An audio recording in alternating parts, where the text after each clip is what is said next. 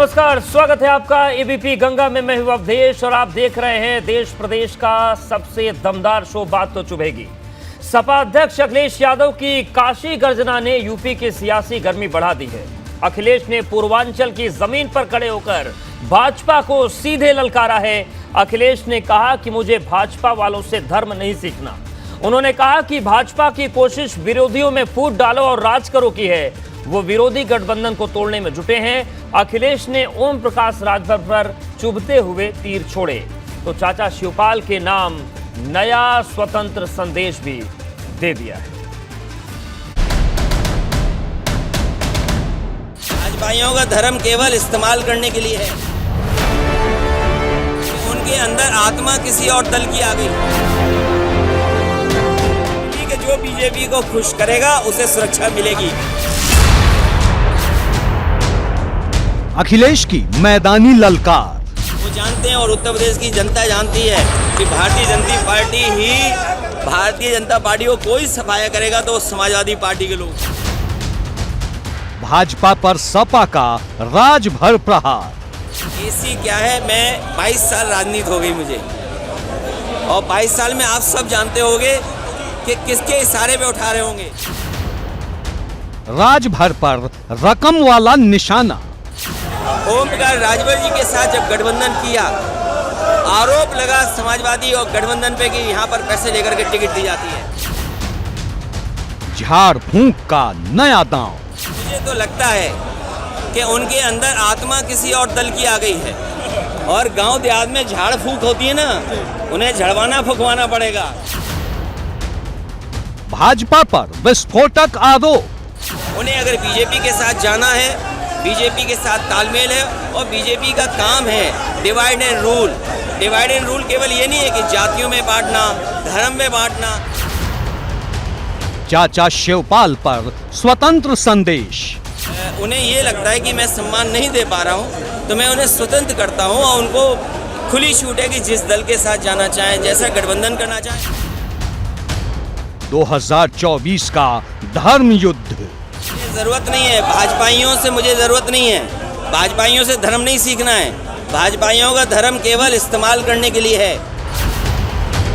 अखिलेश की काशी गर्जना।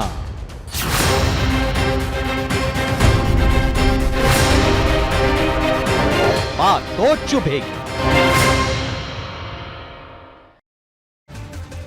चुनावी मौसम में धर्म की पिच पर सियासी बल्लेबाजी जमकर होती है और इस पिच पर भाजपा को टक्कर लेना अभी तक किसी भी सियासी दल के लिए फायदे का सौदा साबित नहीं हुआ। लेकिन अखिलेश यादव ने अब खुलकर धर्म वाली बैटिंग शुरू कर दी है। और आज अखिलेश यादव जब बाबा विश्वनाथ की धरती काशी पर खड़े थे तो उन्होंने भाजपा को धर्म के मुद्दे पर घेर दिया। और अब इंतजार है भाजपा के बाउंसर का, और देखना होगा कि बाउंसर से अखिलेश कैसे निपटते हैं।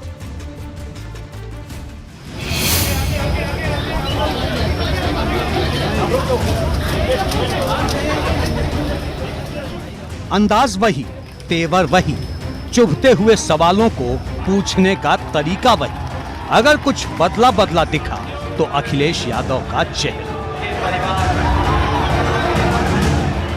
माथे पर चंदन लगाए अखिलेश यादव वाराणसी से जौनपुर पहुंचे। यहां उन्होंने प्रेस कॉन्फ्रेंस की और धर्म के मुद्दे पर भाजपा पर चुभता हुआ तंज कसा। अभी तक के जितने भी फैसले भारतीय जनता पार्टी ने लिए हैं वो जनता के खिलाफ फैसले हैं। आप जीएसटी देख लीजिए, दूध, दही, मक्खन और सब पे जीएसटी लगा दिया। आजादी के बाद ये पहली सरकार है जिसने इस तरीके से जीएसटी लगाई है। कल को हम अगर सावन के महीने में भोलेनाथ भगवान पर अगर हम चढ़ाने जाएंगे दूध, तो दूध हो सकता वही हो जिस पे जीएसटी टैक्स सरकार ने वसूला हो। जौनपुर हो या वाराणसी, अखिलेश यादव ने धर्म के मुद्दे पर सरकार को खूब घेरा। ओवैसी को कांवड़ यात्रा में हुई पुष्प वर्षा जरूर चुभी थी, लेकिन अखिलेश यादव जानते हैं ऐसे मुद्दे जनता की भावनाओं से जुड़े होते हैं और इसे लेकर कही गई बात बड़ा असर करती है। कावड़ियों का सम्मान होना चाहिए, वो धर्म का है, और धर्म में बहस नहीं होनी चाहिए, धर्म में तर्क नहीं होना चाहिए। मैं धर्म में तर्क नहीं कर सकता। जो धर्म की मान्यताएं हैं मैं उसमें तर्क नहीं दे सकता हूँ। धर्म में तर्क नहीं दिया जा सकता। 24 की लड़ाई के लिए धर्म युद्ध का नया मैदान तैयार हो रहा है और अखिलेश यादव इस युद्ध के अभ्यास में अभी से जुट गए हैं। मुझे जरूरत नहीं है भाजपाइयों से, मुझे जरूरत नहीं है भाजपाइयों से धर्म नहीं सीखना है। भाजपाइयों का धर्म केवल इस्तेमाल करने के लिए है। भाजपाइयों का धर्म है, अगर भाजपाई धर्म वाले हैं तो बताओ दूध पे टैक्स क्यों लगाया इन्होंने, दही पे टैक्स क्यों लगाया? जो बाबा भोलेनाथ पर चढ़ेगा दूध, क्या वो टैक्स वाला दूध नहीं होगा क्या?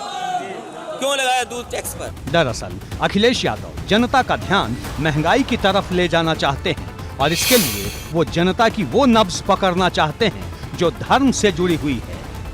अखिलेश यादव ने त्योहारों का जिक्र किया और ये बताने की कोशिश की कि महंगाई कहां तक पहुंच गई है। महंगाई, बीजेपी को हटाओ महंगाई जाएगी, बीजेपी को हटाओ महंगाई जाएगी। और सबसे बड़ा सवाल ये है, आप तो बनारस के लोग हैं, भोले बाबा पे अगर दूध चढ़ाने जाएगा तो उसे भी टैक्स देना पड़ेगा। ये जो जीएसटी भोले बाबा पर दूध चढ़ाने पर टैक्स अगर किसी ने लगाया तो बीजेपी ने टैक्स लगाया। जन्माष्टमी आ रही है तो दूध दही मक्खन पे टैक्स लगा दिया। अभी रक्षाबंधन का त्योहार मनने जा रहा है, घरों में दूध से खीर बनती है, सब्जी आपके मिठाइयाँ बनती हैं, घी से अच्छी सब्जियाँ बनती हैं। जानबूझ करके जीएसटी लगाई। दिल्ली ने अगर जीएसटी लगाई है तो हमारे उत्तर प्रदेश की सरकार बीजेपी के, उसने अनुमति क्यों दी जीएसटी लगाने के लिए?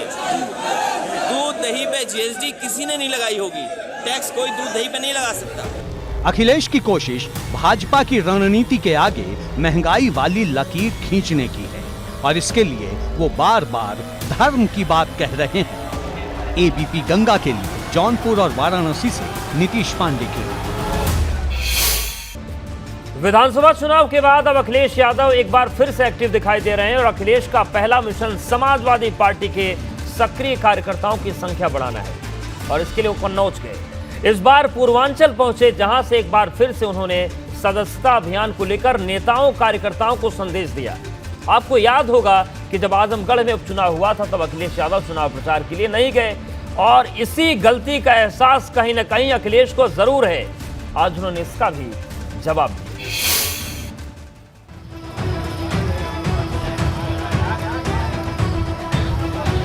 समाजवादी पार्टी का कार्यकर्ता बहुत मजबूत है, ना वो निराश होता है और हमारा उनसे ज़्यादा सिद्धांत मजबूत है। वो जानते हैं और उत्तर प्रदेश की जनता जानती है कि भारतीय जनता पार्टी को कोई सफाया करेगा तो समाजवादी पार्टी के लोग हैं। विधानसभा चुनाव में हार के बाद ये पहली बार था जब अखिलेश यादव पूर्वांचल की जमीन पर पहुंचे थे। पहले वाराणसी, फिर जौनपुर।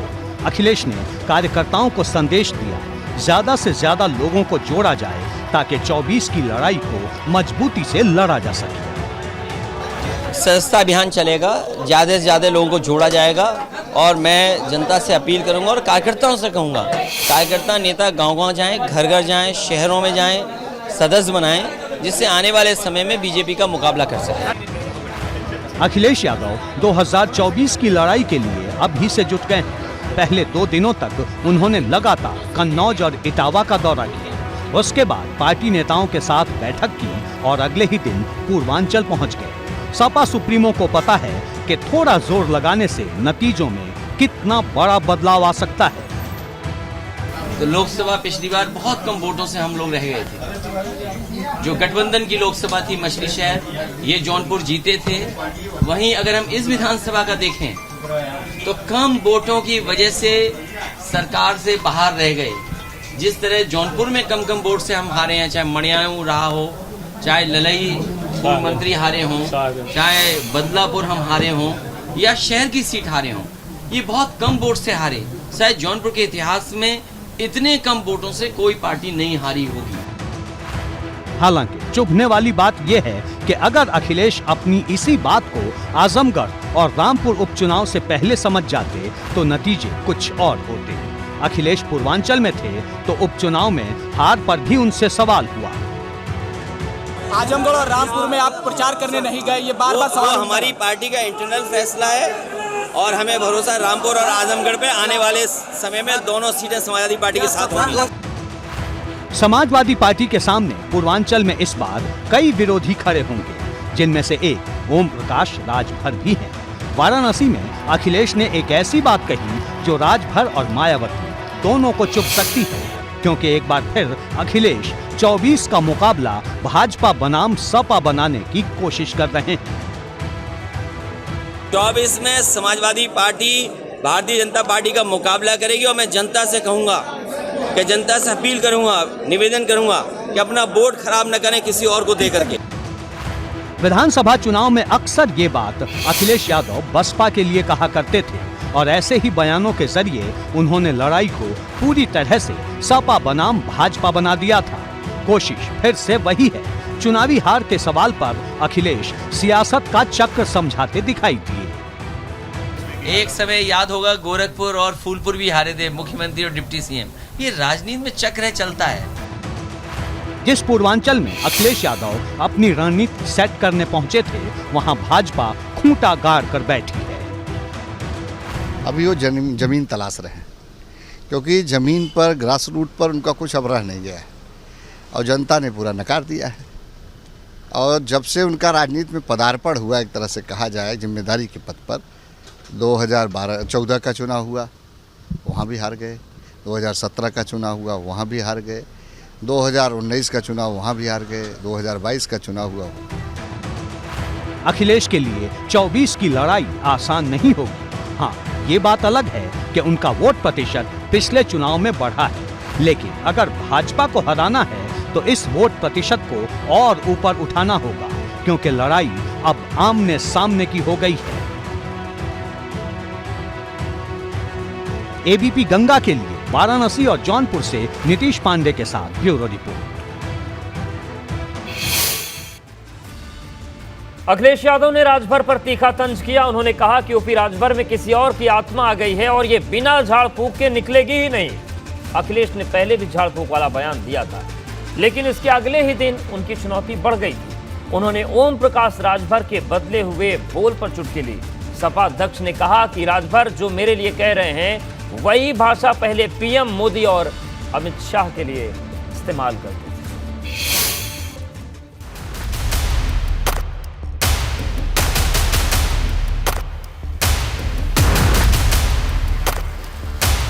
उनकी भाषा बीजेपी की भाषा है। बीजेपी जो बुलवाएगी वो बोलेंगे वो। अखिलेश यादव इस बार उस पूर्वांचल में थे जहां से ओपी राजभर अपनी सुभाषपा को सियासी खाद पानी देते आए हैं, लेकिन गठबंधन टूटने के बाद अखिलेश ने राजभर पर ऐसा हमला बोला जो बेहद चुभने वाला था। वो जानते नहीं ना एसी और डीसी क्या होता है। जमाना डीसी का हो गया है। ये जो मोबाइल लगाए वो सब डीसी करंट है। वो जानते ही नहीं है। और हमारा 22 साल गुजर गए हम लोगों ने, हमें उनकी वो नहीं देनी है जवाब। हुआ क्या है कि गाँव में नहीं कहते हैं, आपके यहाँ भी कहते होंगे, अब मुझे आपकी कहावत नहीं पता है, आत्मा किसी और की आ गई है, झाड़ फूंक के ही निकलेगी वो। अखिलेश यादव पर राजभर ने एसी वाले कई तंज कसे, लेकिन राजभर पर अखिलेश का ये पहला पलटवार था जो एसी से बाहर निकलकर सड़क से दिया गया। अखिलेश ने तंज कसा कि राजभर को झाड़ फूंक की जरूरत है। एसी क्या है, मैं 22 साल राजनीति हो गई मुझे, और 22 साल में आप सब जानते होंगे कि किसके इशारे पे उठा रहे होंगे। मुझे तो लगता है कि उनके अंदर आत्मा किसी और दल की आ गई है। और गांव देहात में झाड़ फूंक होती है ना, उन्हें झड़वाना फुकवाना पड़ेगा और तभी ठीक होंगे, उससे पहले ठीक नहीं होने वाले। ओम प्रकाश राजभर अभी भले भाजपा के साथ नहीं हैं, लेकिन अखिलेश भाजपा के नेताओं को याद दिलाते हैं कि उन्हें अपने साथ जोड़ने से पहले इतिहास भी याद रखना होगा। कि अगर मेरे लिए वो एसी के लिए कह रहे हैं, जब वो हमारे साथ थे तो देश के होम मिनिस्टर और देश के प्रधानमंत्री जी के लिए क्या कहते थे? ऐसी बातें बोलते जो मैं बोल ही नहीं सकता। ओपी राजभर ने चुनाव में हार के बाद अखिलेश पर कई हमले किए, लेकिन अखिलेश ने अब ऐसा पलटवार किया है जिसका जिक्र आने वाले कई दिनों तक रहेगा। अखिलेश ने कहा, राजभर से गठबंधन के बाद समाजवादी गठबंधन पर पहली बार पैसे लेकर टिकट देने के आरोप लगे। समाजवादी पार्टी और समाजवादी पार्टी के गठबंधन पर कभी भी समाजवादियों ने गठबंधन किए होंगे, नेताजी से लेकर के अभी तक कभी समाजवादी गठबंधन पे आरोप नहीं लगता था कि पैसा लेकर के टिकट दी जाती है। लेकिन जिस तरीके से ओम प्रकाश राजभर जी के साथ जब गठबंधन किया, आरोप लगा समाजवादी और गठबंधन पे कि यहाँ पर पैसे लेकर के टिकट दी जाती है। अखिलेश यादव की ये बात नजरअंदाज करने लायक नहीं है, क्योंकि ये ऐसा आरोप है जो कई राजनीतिक दलों को लेकर कई बार खड़ा हुआ। अखिलेश ने इशारों में ये बात कही है कि राजभर की पार्टी पैसे लेकर टिकट देती है। अब सुभाषपा की तरफ से इस पर पलटवार भी हुआ है।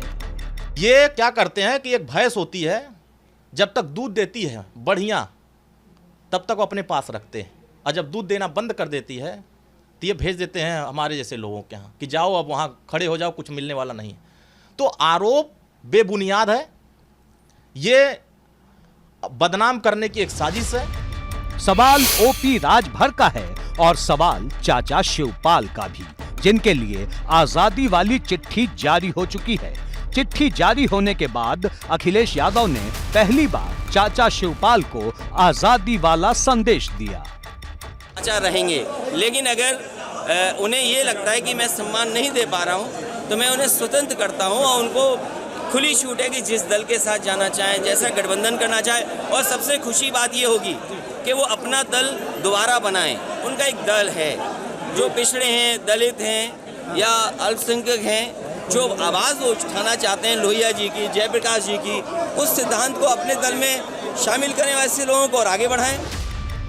अखिलेश ने शिवपाल यादव को तो आजाद कर दिया है और अब बारी बाकी के उन 4 विधायकों की भी है जिन्होंने राष्ट्रपति चुनाव में क्रॉस वोटिंग की।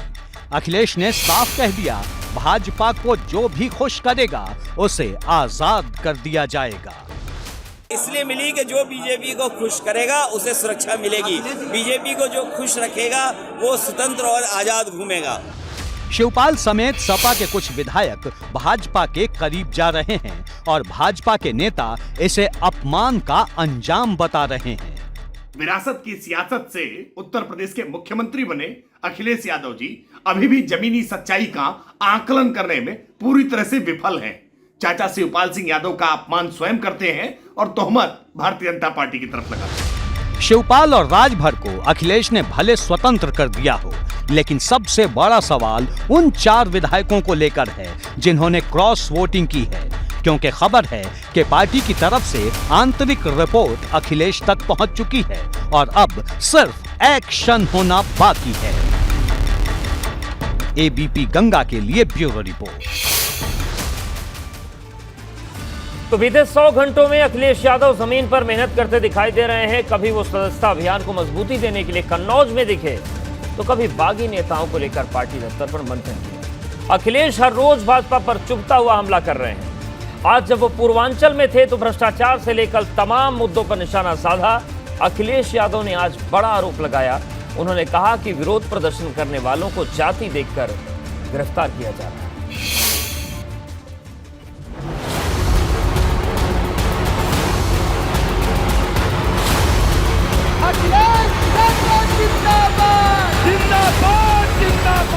अभी सदन वाली जंग तो बाकी है, लेकिन इसका ट्रेलर सड़क से अखिलेश यादव हर रोज दिखा रहे हैं। विधानसभा के भीतर अखिलेश यादव जब नेता प्रतिपक्ष की भूमिका में आएंगे तो कैसे चुभने वाले हमले करेंगे, इसका अंदाजा आप अभी से लगा सकते हैं। और इतना भ्रष्टाचार की कल्पना नहीं कर सकते थे जितना सरकार में हो रहा है। सरकार को एसआईटी बनानी पड़ी ट्रांसफर पोस्टिंग में, जब पीडब्ल्यूडी के ट्रांसफर पोस्टिंग में ओएसडी हटाना पड़ा इन्हें। डिप्टी सीएम को चिट्ठी लिखनी पड़ी कि अधिकारी उनकी नहीं सुन रहे, गलत ट्रांसफर हो गए। अभी शिक्षा विभाग पे भी उंगली उठी है। नमामि गंगे और जो पानी को लेकर के, गंगा सफाई को लेकर के मंत्री ने सरकार पर प्रेशर लगा दिया। शायद ये पहली सरकार होगी जहां विपक्ष ने नहीं उठाए सवाल, इनकी सरकार के अंदर सवाल उठ रहे हैं। तो सोचिए जो ट्रांसफर पोस्टिंग में पैसा ले लें, वो विभाग का जब काम होगा तो कितना भ्रष्टाचार होगा। मुद्दा भ्रष्टाचार का भी है और मुद्दा किसानों का भी है, क्योंकि अखिलेश बार बार ये सवाल पूछ रहे हैं कि जो वादे चुनाव से पहले किए गए थे उन्हें कब पूरा किया जाएगा। किसान को सुविधा नहीं, डीएपी महंगी, खाद महंगी, सिंचाई महंगी, आपका बिजली का बिल महंगा, इलाज महंगा, पढ़ाई महंगी, और उद्योगपति को बैंक से लोन का लोन, और दुनिया के चौथे नंबर पर पहुंचा दिया। ये सरकार गरीबों की नहीं, उद्योगपतियों के साथ खड़ी है। पूर्वांचल पहुंचे अखिलेश यादव ने एक बार फिर सरकार पर निर्दोषों को जेल भेजने का आरोप लगाया। अखिलेश यादव ने कहा, जिस वक्त अग्निवीर योजना के तहत विरोध प्रदर्शन हो रहा था, उस वक्त सरकार ने जाति देखकर नौजवानों को जेल में बंद किया। निर्दोष नौजवानों को जेल भेजा है और चिन्हित कर करके जेल भेजा है। यादव हैं तो जेल भेज दिया। सुनने में आ रहा है कि वहाँ के प्रधान, पूर्व प्रधान, उन्हें जेल भेज दिया। कोई 100 किलो का है, उन्हें भेज दिया। जो आंदोलन में नहीं थे और चिन्हित कर करके कि समाजवादी पार्टी के कौन लोग हैं। अग्निवीर आप नकल कर रहे योजना अमेरिका की, उन देशों की योजना कर रहे हो जो संपन्न देश हैं। क्या उनकी इकोनॉमी है, किस तरह के लोग हैं। काशी की राजनीतिक पहचान 2014 के बाद से बहुत बड़ी हो चुकी है और उसी काशी में खड़े होकर अखिलेश यादव ने मोदी सरकार पर बेहद चुभता हुआ प्रहार किया। उन्हें अगर बीजेपी के साथ जाना है, बीजेपी के साथ तालमेल है, और बीजेपी का काम है divide and rule. Divide and rule केवल ये नहीं है कि जातियों में बांटना, धर्म में बांटना। मैंने सदन में भी कहा था कि डिवाइड एंड रूल का मतलब ये भी है कि विपक्ष को बांट के रखें, विपक्ष के लोगों को डरा के रखें। हो सकता है कोई डर हो, बीजेपी की तरफ से कोई दबाव हो। आपने महाराष्ट्र में देखा, मध्य प्रदेश में देखा, बंगाल में आप देख रहे हैं, दिल्ली में आप देख रहे हैं। कांग्रेस की सबसे बड़ी नेता, क्या कोई कल्पना कर सकता है कि उन्हें भी ईडी बुला लेगा? जब कांग्रेस की लीडर को ईडी बुला रहा है तो ये संदेश बीजेपी दे रही है कि अगर उसके खिलाफ कोई बोलेगा तो आपको भी बुला लिया जाएगा। हो सकता है इसीलिए उत्तर प्रदेश का गठबंधन तोड़ा गया हो। सियासत में साम, दाम, दंड और भेद हर तरीके का इस्तेमाल होता है और इतिहास गवाह है कि जो भी विपक्ष में होता है उसके आरोप ऐसे ही होते हैं। एबीपी गंगा के लिए ब्यूरो रिपोर्ट। और आज सियासत को एक नया मुद्दा मिल गया। ये मुद्दा था रोजगार के आंकड़ों का। दरअसल संसद में सरकार की तरफ से रोजगार के आंकड़े जारी किए गए। ये आंकड़े केंद्रीय विभाग में नौकरी को लेकर थे और जैसे ही ये आंकड़े सामने आए, विरोधी दलों ने सरकार पर चुभने वाले हमले शुरू कर दिए। दरअसल बीते 8 सालों में केंद्रीय विभागों में नौकरी के लिए 22 करोड़ से ज्यादा बेरोजगारों ने आवेदन किया, लेकिन नौकरी मिली सिर्फ 7,22,000 को। और 8 सालों का जिक्र इस वजह से हम कर रहे हैं क्योंकि मोदी सरकार को 8 साल पूरे हुए हैं और सरकार बनाने से पहले भाजपा ने रोजगार को लेकर बड़े बड़े वादे किए थे। अब जब सरकारी आंकड़ा आया है तो विपक्ष आग बबूला हो गया। राहुल गांधी ने ट्विटर पर लिखा कि बेरोजगारी पर सवाल पूछने पर राजा को गुस्सा आता है। उधर अखिलेश यादव ने जो भाषणों में भारत माता की जय कहते हैं, वो युवाओं के सपने तोड़ रहे हैं। दिल्ली का आंकड़ा आया है, 22 करोड़ लोगों ने फॉर्म भरा, कुछ लाख लोगों को नौकरी मिली। और जिस तरीके से अग्निवीर योजना बनी है, हम उसके विरोध में है, खिलाफत करते हैं।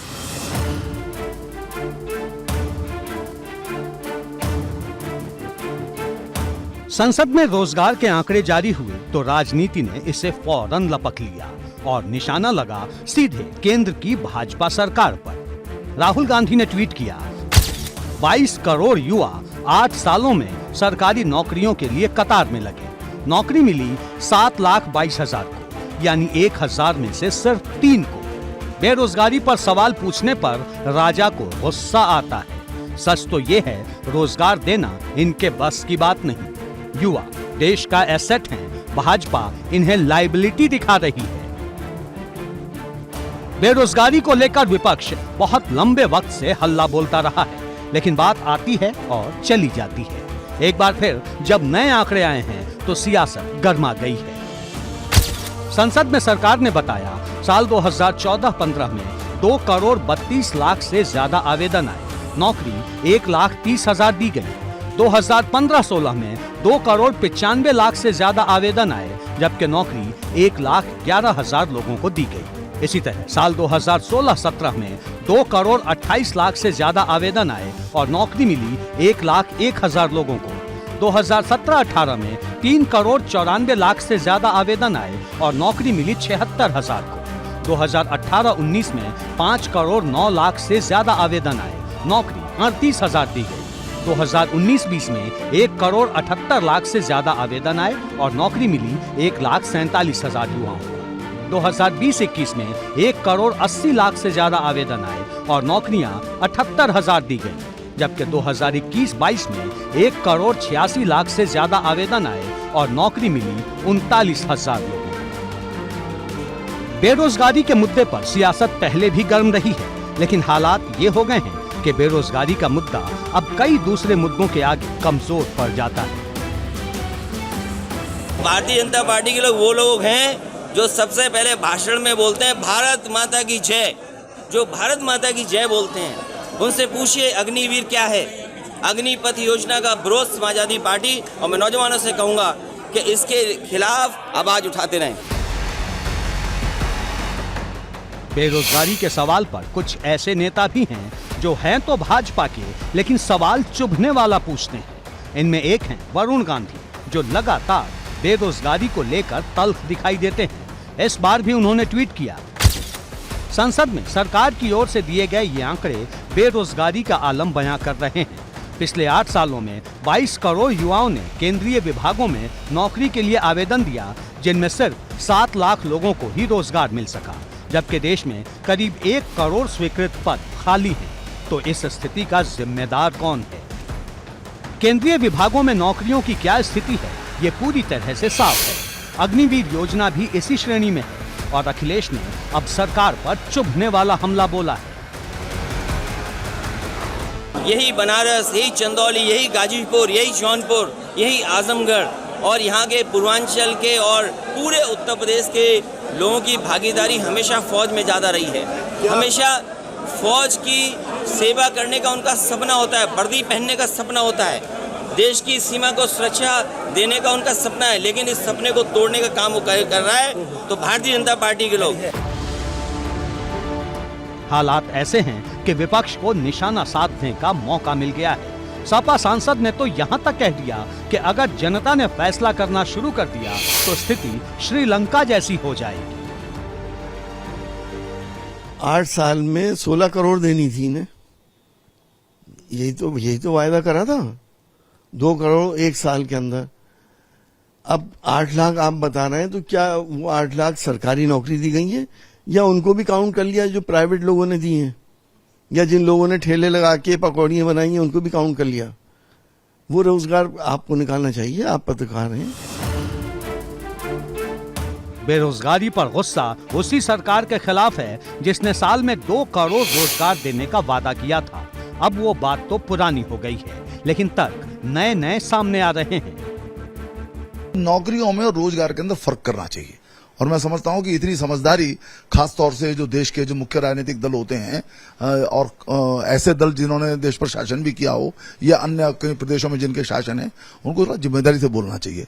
नौकरियां, सरकारी नौकरियां वो केवल रोजगार नहीं होती, उसके अंदर उनकी सीमित संख्या होती है। उसका आंकड़ा है लगभग 7 लाख के आसपास नौकरियां दी गई हैं, लेकिन जो रोजगार है, जो प्राइवेट जो सेल्फ एम्प्लॉयमेंट का सेक्टर है, उसमें रोजगार का सृजन हुआ है।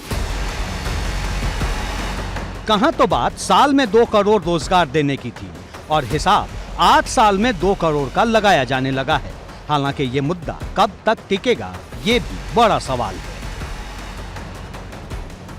एबीपी गंगा के लिए दिल्ली से अविनाश तिवारी के साथ ब्यूरो रिपोर्ट। चलिए अब बात करते हैं सपा नेता आजम खान के आज अजब अंदाज की, जो बहुत दिन के बाद देखने को मिला। उन्होंने कई सवालों का हैरान करने वाला जवाब दिया।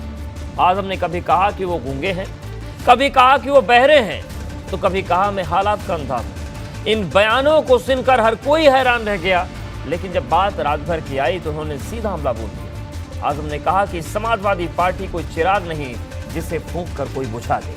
आजम ने कहा कि जो सपा से गया वो गया। आजम ने मुरादाबाद में ये बात कही। वो 2008 के एक मामले में यहां पर कोर्ट में पेश हुए थे।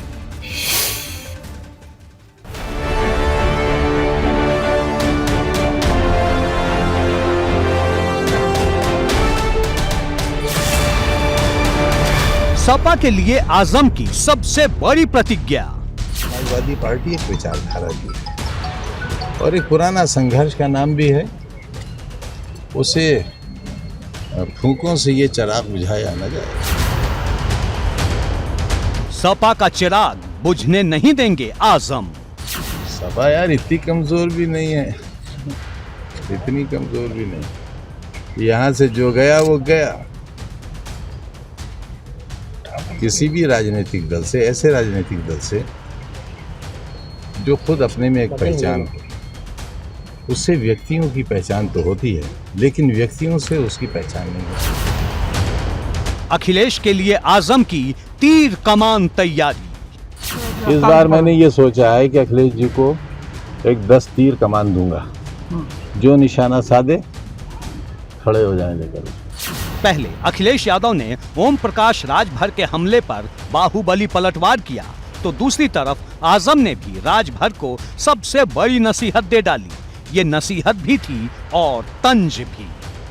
या देखो, वो बड़े नेता हैं और वो मुख्यमंत्री भी बना रहे थे, सरकार भी बना रहे थे, और चल सन्यासी मंदिर में। तब जिसमें इतने गुण हो, अब हमारे वोट तो अच्छे खासे हैं और हमारे कहने से लोग दे भी देते हैं। हमने तो कभी ये नहीं कहा कि हम सरकार बना रहे हैं, हम किसी को मुख्यमंत्री बना रहे हैं। मगर देखिए, उनके पास जो वो बेकार मुख्यमंत्री बना रहे हैं, उन्होंने तो प्रधानमंत्री बनाया है, तो छोटी बात पर क्यों अड़े हुए हैं? सर एक छोटा सा सवाल, पहले खुद को बना लें फिर किसी को बना। आजम ने दो टूक कहा कि सपा एक मजबूत पार्टी है और जो इसे कमजोर समझते हैं उनकी सोच समझ नहीं। समाजवादी पार्टी एक विचारधारा की है और एक पुराना संघर्ष का नाम भी है। उसे फूंकों से ये चिराग बुझाया न जाए। राजभर पर तूफानी हमला बोलने वाले आजम खान ने कई सवालों के दो टूक जवाब दिए, लेकिन जैसे ही कांवड़ियों पर पुष्प वर्षा को लेकर ओवैसी के बयान की चर्चा हुई, आजम ने हैरान करने वाली बात कही। देखिए आजम का ये अंदाज। देखते ही नहीं है, चश्मा लगा हुआ है, अंधे हैं, कान नहीं है, बहरे हैं, जुबान नहीं है, गूंगे। आजम से विपक्षी दलों के नेताओं से जुड़े मामलों की ईडी जांच को लेकर भी सवाल किए गए, लेकिन उन्होंने कहा कि मुझे तो कुछ सुनाई ही नहीं दे रहा, मैं तो हालात का अंधा भी हो चुका हूँ। मैंने गलत तो सही कहा ही नहीं। आपको क्या लगता है, वही हम जानना चाहना। मैंने कहा ना, मुझे कुछ लगता ही नहीं, खोपड़ी में बुद्धि है ही नहीं, आंखों में रोशनी नहीं, कानों में आवाज नहीं, मुंह में जबान नहीं। मैंने कहा ना, मैं अंधा हूँ, दिखता ही नहीं मुझे। देखो चश्मा लगा रखा है, अंधे को क्या दिखेगा? हाँ, सूरदास नहीं हूँ, जन्म का अंधा नहीं हूँ, हालात से अंधा हूँ। आजम कैमरे के सामने जमे थे तो जाहिर है सवालों की बौछार तो होनी ही थी, लेकिन आजम का जवाब सवालों के मुताबिक नहीं था। उनसे पूछा गया कि आखिर चुनावी नतीजों पर क्या कहेंगे। उन्होंने जवाब में कहा, मैं तो बंदर हो गया हूँ। सरकार तो नहीं बनी दोस्त, हैं? जो जीता वो सिकंदर, तो सिकंदर तो हम हुए नहीं, बंदर हो गए। देखो, कभी रामपुर कोर्ट में, कभी मुरादाबाद में, कभी बम्बई में, कभी लखनऊ में, कभी फिरोजाबाद में, मदारी के बंदर हो गए। आजम ने पिछले दिनों लखनऊ के लुलु मॉल से जुड़े नमाज विवाद पर सवाल खड़े किए थे। लुलु मॉल के नाम पर भी चुभने वाला बयान दिया था। इस बार वो 2 कदम आगे बढ़ गए। शब्द ये नहीं है जो आप इस्तेमाल कर रहे हैं या जो मैंने इस्तेमाल किया। शब्द अरबी में पढ़ेंगे आप तो ये शब्द नहीं है। रखने वाला क्योंकि आरएसएस का फंड रेजर है, उसने मॉल बनाया है, नमाजी भी वही लाया था, विवाद भी उसने खड़ा किया, उसे इसका नाम बदलना चाहिए। लेकिन क्योंकि वो नाम नहीं बदलेगा, वो कमा रहा है इस नाम से, वो अपने गिरबान में मुंह डाले और फिर वो जवाब दे, हमसे जवाब न ले। आजम खान के बयान हमेशा चर्चा में रहे हैं, लेकिन आजम ने सवालों पर मुरादाबाद में जैसे जवाब दिए वो सबको हैरान करने वाला है। एबीपी गंगा के लिए ब्यूरो रिपोर्ट। तो आजम खान का आपने अंदाज देख लिया, बयान देख लिया, और चलिए अब बात करते हैं भारतीय जनता पार्टी की। लखनऊ में भाजपा कोर ग्रुप की आज बड़ी मीटिंग हुई। इसमें विधान परिषद चुनाव के 2 प्रत्याशियों के नाम पर लंबी चर्चा हुई। सूत्रों के मुताबिक भाजपा की कोर ग्रुप की इस बैठक में कुल 12 नामों पर मंथन हुआ।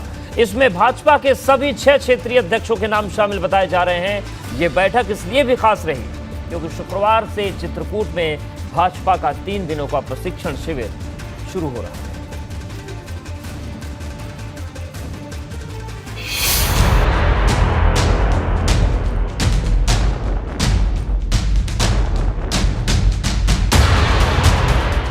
विधान परिषद की 2 सीटों के लिए भाजपा की तरफ से कौन होगा पार्टी का चेहरा, इसके लिए लखनऊ में मंथन किया गया। कोर ग्रुप की इस बैठक में जिन नामों पर चर्चा हुई, अब एक एक कर उनके बारे में जान लेते हैं। सूत्रों की माने तो इस बैठक में भाजपा संगठन के ब्रज क्षेत्र के क्षेत्रीय अध्यक्ष रजनीकांत माहेश्वरी, पश्चिम क्षेत्र के क्षेत्रीय अध्यक्ष मोहित बेनीवाल, गोरखपुर क्षेत्र के क्षेत्रीय अध्यक्ष धर्मेंद्र सिंह, काशी क्षेत्र के क्षेत्रीय अध्यक्ष महेश चंद्र श्रीवास्तव, कानपुर क्षेत्र के क्षेत्रीय अध्यक्ष मानवेंद्र सिंह और अवध क्षेत्र के क्षेत्रीय अध्यक्ष शेष नारायण मिश्रा का नाम भी शामिल बताया जाता है। इसके अलावा रायबरेली सीट पर चुनाव लड़ने वाले प्रदेश महामंत्री अमरपाल मौर्य, लखनऊ विश्वविद्यालय के छात्र नेता और भाजपा के प्रदेश मंत्री संतोष सिंह के नाम पर भी चर्चा होने का सूत्र दावा कर रहे हैं। इसके साथ ही भाजपा की मीडिया टीम के एक सदस्य का नाम भी चर्चा में है, जबकि पार्टी की एक महिला पदाधिकारी और 2022 का विधानसभा चुनाव हारने वाले एक पूर्व मंत्री का नाम भी विधान परिषद चुनाव को लेकर चर्चा में है। इस बीच स्वतंत्र देव सिंह ने साफ किया है कि वो शुक्रवार से चित्रकूट में होने जा रहे पार्टी के प्रशिक्षण शिविर में प्रदेश अध्यक्ष के नाते शामिल होंगे। चित्रकूट भैया प्रशिक्षण है, उसमें जाना पड़ेगा। चित्रकूट भैया प्रशिक्षण है, उसमें जाना पड़ेगा।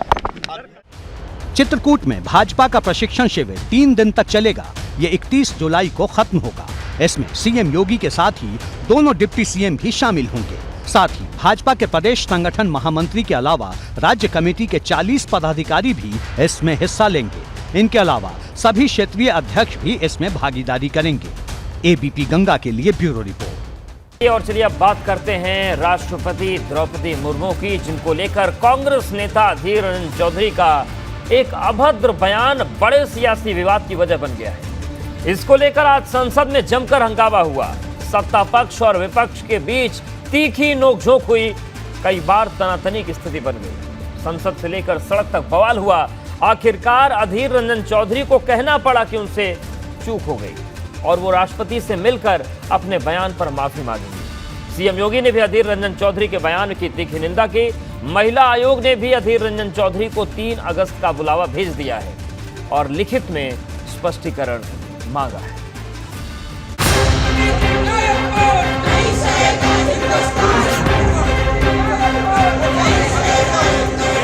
हिंदुस्तान की राष्ट्रपत्नी जी सबके लिए है। हिंदुस्तान की राष्ट्रपत्नी जी सबके लिए है। देश की राष्ट्रपति को राष्ट्रपत्नी कहकर संबोधित कर उनका अपमान किया। देश की औरतों से माफी मांगो। फांसी की तख्ते पे चढ़ जाऊं तो कहिए, सूली पे चढ़ जाऊं तो कहिए। You don't talk to me। ऐसे करके दूसरे सांसद को ऑलमोस्ट थ्रेटनिंग आवाज से बात की है। कोई चोट पहुंची राष्ट्रपति जी को, मैं खुद मिलके उनसे माफी मांगूंगा, एक बार नहीं 100 बार, लेकिन ये पाखंडियों से नहीं। आदिवासी विरोधी कांग्रेस, महिला विरोधी कांग्रेस, गरीब विरोधी कांग्रेस। देश की नवनिर्वाचित राष्ट्रपति को लेकर चुभने वाले शब्दों का इस्तेमाल लोकसभा में कांग्रेस के नेता अधीर रंजन चौधरी के लिए गले की हड्डी बन गया है। अधीर रंजन चौधरी ने एबीपी नेटवर्क से बात करते हुए मंगलवार को राष्ट्रपति द्रौपदी मुर्मू के लिए राष्ट्रपत्नी शब्द का इस्तेमाल किया था। हिंदुस्तान की राष्ट्रपति जी सबके लिए है। राष्ट्रपति जी नहीं, राष्ट्रपत्नी जी नहीं, राष्ट्रपत्नी जी। हिंदुस्तान की राष्ट्रपत्नी जी सबके लिए है, हमारे लिए क्यों नहीं? हमारा बात रखने के लिए राष्ट्रपति के लिए राष्ट्रपति शब्द का इस्तेमाल करना बेहतर रहेगा। अधीर रंजन चौधरी के इस बयान पर सड़क से संसद तक कोहराम मच गया है। भाजपा पूछ रही है कि क्या यही है महिलाओं के प्रति कांग्रेस का सम्मान और क्या ये नहीं है देश की राष्ट्रपति का अपमान? राष्ट्र का ये गौरव है कि आदरणीय नरेंद्र भाई मोदी ने 75 साल की आजादी में पहली बार एक गरीब आदिवासी महिला को राष्ट्रपति पद का उम्मीदवार बनाया। राष्ट्रपति पद का उम्मीदवार बनते ही द्रौपदी मुर्मू कांग्रेस पार्टी की घृणा का केंद्र बनी। कांग्रेस के पुरुष नेताओं ने द्रौपदी मुर्मू को कठपुतली कहा। हाउस में महिला हमारे सांसद के पास आकर के आज जब श्रीमती सोनिया गांधी ने बात की, उस समय कोई और भी सांसद बगल में आकर के क्या है, क्या हो गया, क्या बात हो रही है, ऐसे पूछने में you don't talk to me ऐसे करके दूसरे सांसद को ऑलमोस्ट थ्रेटनिंग आवाज से बात की है। बात बढ़ी तो कांग्रेस के सामने धर्म संकट की स्थिति पैदा हो गई। कोई सूरत नहीं थी कि अधीर रंजन का बचाव किया जा सके। कांग्रेस की अंतरिम अध्यक्ष सोनिया गांधी से पूछा गया कि क्या वो अधीर रंजन चौधरी से माफी मांगने को कहेंगी। जवाब था वे माफी मांग चुके हैं। Ma'am, will you ask Adhir to apologize? He has already apologized. Ma'am, will you ask Adhir to apologize? He has already apologized. Ma'am, will you ask Adhir to apologize? He has already apologized. दरअसल अधीर रंजन चौधरी ने ABP network से बातचीत को लेकर हैरान करने वाली सफाई दी। उन्होंने कहा कि उनसे चूक हो गई। हो हल्ला के बीच उनके मुंह से ऐसी बात निकल गई जो नहीं निकलनी चाहिए थी। अधीर रंजन चौधरी हमारे साथ एबीपी न्यूज पर आपने दादा को कहा, दादा एबीपी न्यूज पर आपने जो बात कही उस पर अपनी बात कह दीजिए। बोल दिया एबीपी न्यूज पर कम से कम ये बात आ जाए। बोल दिया एबीपी हमारे साथ एक बार से निकल चुकी। उस समय मैं पत्रकार को ढूंढने का कोशिश किया लेकिन वो मिला नहीं पत्रकार की। उनको कहे थे कि भाई ये बात तुम मत बोला। अब भले अधीर रंजन चौधरी ये दावा कर रहे हों कि हंगामे के बीच उनके मुंह से ऐसी बात निकल गई, लेकिन सच ये था कि एबीपी संवाददाता ने उनके अभद्र बयान पर उन्हें बाकायदा टोका भी था। कल तो राष्ट्रपति भवन जा रहे थे तो जाने नहीं दिया गया था। नहीं दिया गया, आज भी जाने का कोशिश करेंगे। हिंदुस्तान की राष्ट्रपति जी सबके लिए है। राष्ट्रपति जी नहीं, राष्ट्रपत्नी जी, हिंदुस्तान की राष्ट्रपत्नी जी सबके लिए है। हमारे लिए क्यों नहीं? हमारा बात रखने के लिए राष्ट्रपति के लिए राष्ट्रपति शब्द का इस्तेमाल करना बेहतर रहेगा। अधीरदा अब जब चारों तरफ अधीर रंजन चौधरी के बयान की वजह से कांग्रेस की किरकिरी हो रही है, जब विपक्ष पर राष्ट्रपति के अपमान का आरोप लगाया जा रहा है, तो अधीर कह रहे हैं कि मैं एबीपी संवाददाता की बात भीड़ की वजह से तब सुन नहीं पाया था। मेरी चूक हुई है सिर्फ एक बार पर लफ्ज, क्योंकि एक लफ्ज में मैंने अचानक राष्ट्रपति से राष्ट्रपति निकल गया और इसके लिए बवाल करना ये बड़ा ताजुब लगते हैं। अब अधीर रंजन चौधरी कह रहे हैं कि उन्होंने राष्ट्रपति से शनिवार का वक्त मांगा है और जरूरत होगी तो उनसे मिलकर माफी मांगूंगा। अचानक मुंह से निकल गया राष्ट्रपति जी और सुबह से मैं कह रहा हूं कि चूक हो गए। मैं इसी बीच राष्ट्रपति जी से मुलाकात करने के लिए समय भी मांगा। राष्ट्रपति जी शायद कल नहीं तो परसों हमें समय दे सकते हैं। अगर समय मिले हमें, मैं खुद राष्ट्रपति जी की भवन जाकर मैं उनसे बात करके हम पूछूंगा कि आपको अगर कोई चोट पहुंची हो मेरी बात पे, मैं क्षमा मांग रहा हूं। इस मुद्दे पर दिल्ली से लेकर लखनऊ तक सियासत गर्म रही। भाजपा नेताओं का दावा है कि कांग्रेस नेता अधीर रंजन चौधरी ने जानबूझकर ऐसा बयान दिया है। नहीं, देखिए आज का जो हंगामा है वो तो इस अमर्यादित शब्द प्रयोग के कारण से हुआ और इसका सीधा सीधा हल ये था कि अधीर रंजन ये कहने के स्थान पर कि मुझसे गलती से निकल गया, गलती से तो नहीं निकला, क्योंकि उन्होंने इस शब्द का उच्चारण 2 बार 3 बार किया। और देखिए वो अपनी भाषा बंगला बहुत ही संपन्न भाषा है और वो अपने को बंगला भाषी होने के बहाने से और भाषा के ज्ञान का अभाव के कारण से उसके पीछे छुपे, ये अच्छी बात नहीं है। उधर बसपा अध्यक्ष मायावती ने राष्ट्रपति द्रौपदी मुर्मू पर कांग्रेस नेता की अभद्र टिप्पणी पर तीखा गुस्सा जाहिर किया। उन्होंने ट्वीट किया कि भारत के सर्वोच्च राष्ट्रपति पद पर आदिवासी समाज की पहली महिला के रूप में द्रौपदी मुर्मू जी का शानदार निर्वाचन बहुत लोगों को पसंद नहीं। इसी क्रम में लोकसभा में कांग्रेस के नेता श्री अधीर रंजन चौधरी द्वारा उनके खिलाफ आपत्तिजनक टिप्पणी करना अति दुखद, शर्मनाक व अति निंदनीय। जाहिर है राष्ट्रपति के अपमान पर गरमाया सियासी माहौल फिलहाल शांत होता नहीं दिखता।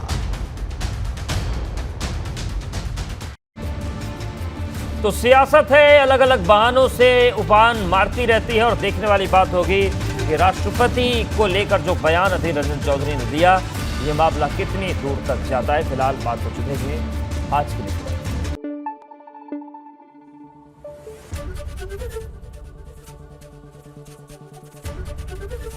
एबीपी गंगा, खबर आपकी, जुबान आपकी।